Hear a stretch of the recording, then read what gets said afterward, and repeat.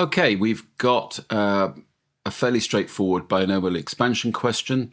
It's simple because we've got a positive integer power of 7 here, which means we can use the simpler form of the binomial expansion formula. But I'll show you them both and we'll have a go at this one, okay? Okay, as promised, here are both the binomial formulas. The bottom one is the one most usually quoted.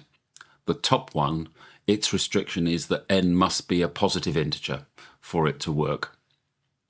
And as most of the time we use this bottom formula, what I'm going to do is I'm going to work this question out using the top formula, because we do have n as a positive integer, and a and b can be substituted for any value, whereas in this formula we would have to get rid of this 2 and turn it into a 1 to use the bottom formula, because it is quoted as 1 plus the x component.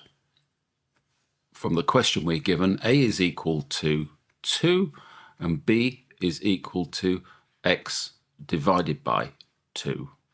I should put the negative there as well. Okay, let's go through. They need the first 3 terms, so all this lot we can ignore. Okay, let's do it. So we've got 2 minus x over 2 raised to the power of n, and that's equal to a to the n, which is 2 to the power 7, plus n, which is 7, multiplied by 2 to the power 6, multiplied by b, which is negative x over 2. So that's our first 2 terms, plus 7, 6, divided by 2 factorial. Don't start multiplying 7 multiplied by 6 in your head. It's much better to leave these all as separate integers and then cancel. So that's done the first bit. A now again, so this is 2 raised to the power 5. You can see the pattern, 2 to the 7, 2 to the 6, 2 to the 5. And then b, this is going to be negative x over 2 raised to the power of 2. And it's usual to add that to indicate that you know that the series does go on. So before we calculate values of all of our terms, it's wise to do some cancelling. This 2 will cancel with the 6 up here to make it 2 to the 5. This is 2 squared on the bottom. So that 2 squared will cancel with the 5 to turn it into 3, but we've got another 2 down here. So both of these 2's, we've got 2 of them here and another 2 there, so that's 2 times 2 times 2, will knock that 5 down to a 2 squared. So now we can start multiplying out. This is going to be 128. 2 to the power 7 is 128. Let's have a look at the sign of this term. With the negative x here, this is going to be negative.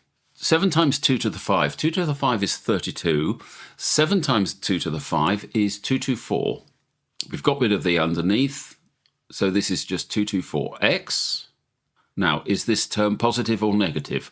Well, this is going to be squared, so this will turn positive, and we've got a positive here, plus. So once you've got a pattern generated in the first couple of terms, that pattern will repeat. So this is going to be x squared. And all we've got to do is work out the coefficient of what we've got left.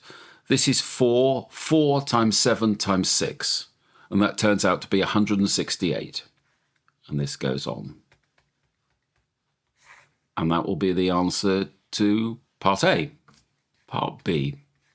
Now we don't have to do any calculation of 1.995 raised to the power 7, but we've got to explain how we would do it using our expansion here. Well, if we want to calculate 1.995 raised to the power 7, this is our expression for 1.995.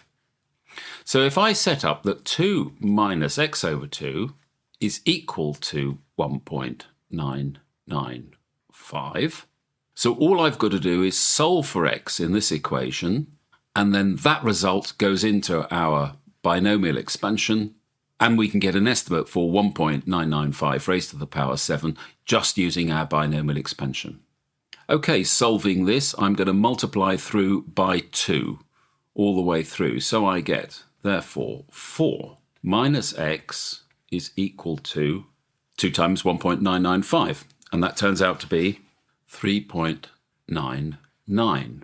And therefore, moving things round, x is equal to 4 minus 3.99, which is equal to 0.01.